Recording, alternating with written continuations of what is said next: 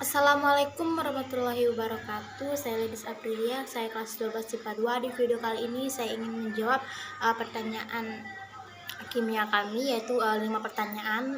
Baiklah, langsung saja kita mulai dari pertanyaan pertama. Nah, pertanyaan pertama yaitu, berdasarkan gambar, apakah unsur-unsur periodik ketiga terdapat bebas di alam atau dapat berbentuk senyawa? Dalam sistem periodik unsur, pada periode ketiga terdapat 8 unsur, yaitu natrium Na, magnesium Mg, aluminium Al, silikon Si, fosfor F, belerang S, klorin Cl, dan argon Ar. Nah, unsur periode ketiga di dalam unsur periodik di dalam alam terdapat dalam berbentuk mineral, logam atau senyawaan, dan dalam bentuk unsur bebas. Nah, unsur logam seperti natrium dan magnesium berada dalam bentuk senyawaan. Dan unsur aluminium, silikon, dan fosfor ditemukan berada dalam bentuk mineral seperti Al203, Si02, SiO2, Ca3PO4, 2, dan Na3Al, F6. Nah, unsur belerang banyak ditemukan dalam keadaan bebas sebagai kristal S8. Nah, unsur klor ditemukan dalam bentuk molekul diatomik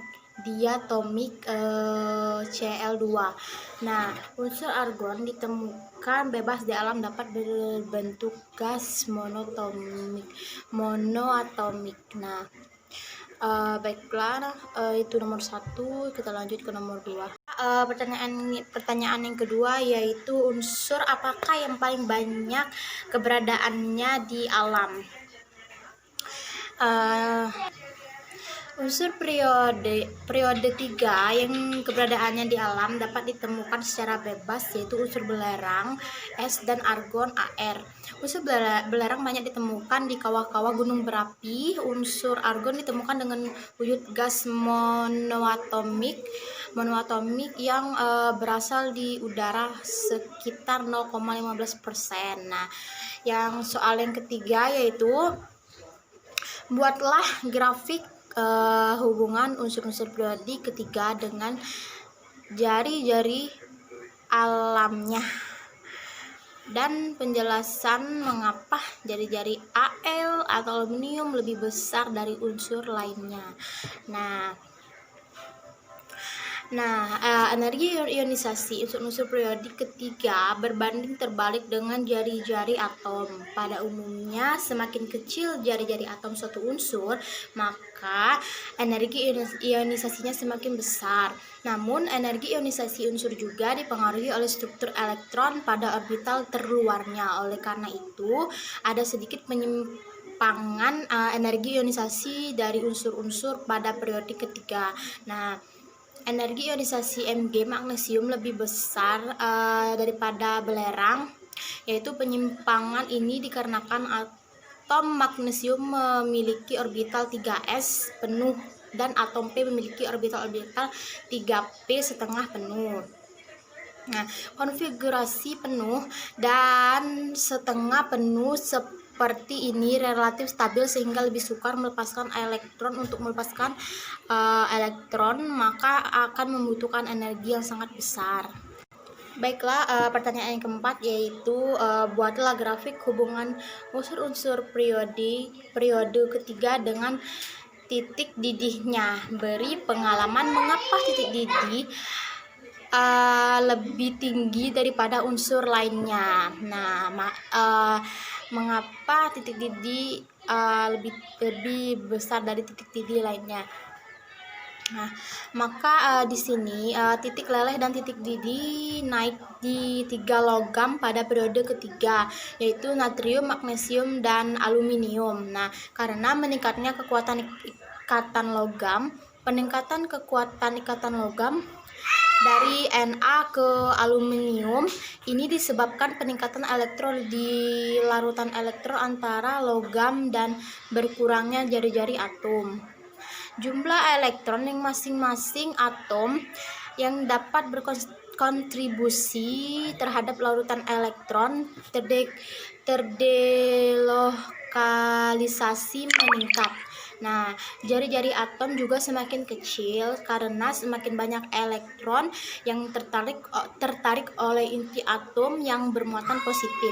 Nah, silikon memiliki titik didih yang tinggi pula.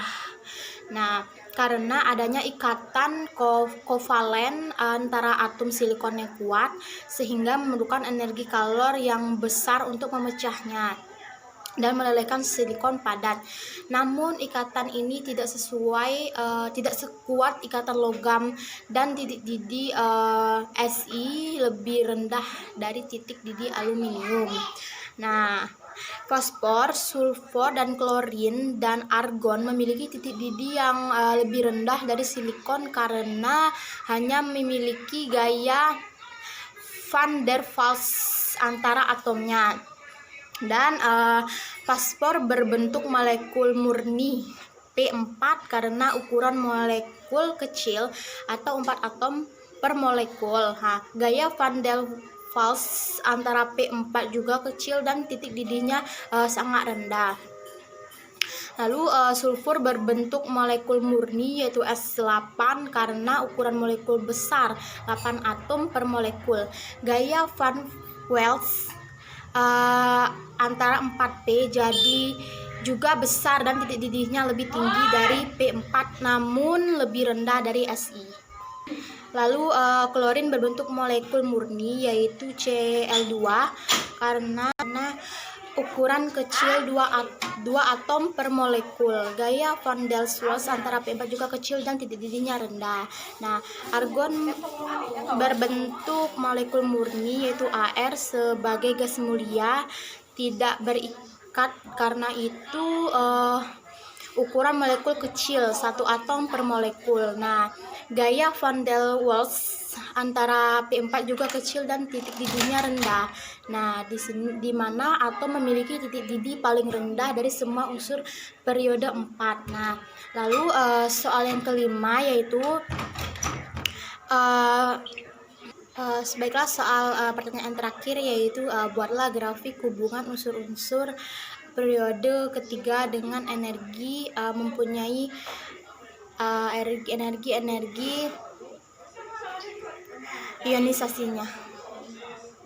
Baiklah, soal yang terakhir yaitu yang kelima, buatlah grafik hubungan unsur-unsur periode ketiga energi ionisasinya, berikan penjelasan.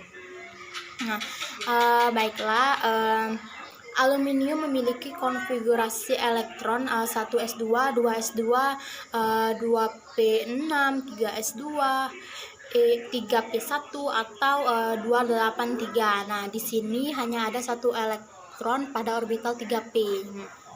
Berarti elektron ini sangat mudah lepas. Nah, akibatnya energi ionisasi aluminium lebih rendah dari unsur sebelumnya di periode 3, yaitu magnesium. Nah, sulfur memiliki konfigurasi elektron 1s, 2s2, 2p2, 3s2 dan 3p4 atau 283. Nah, di sini ada 4 elektron pada orbital 3p. Nah, berarti konfigurasi ini orbital 3p yang berkapasitas 6 elektron terisi 3 slotnya dengan 1 elektron, namun memiliki kelebihan 1 elektron ini sangat mudah lepas. Akibatnya energi ionisasi sulfur lebih rendah dari unsur sebelumnya di periode 3, yaitu fosfor. Nah, mungkin semua pertanyaan tadi sudah saya jawab.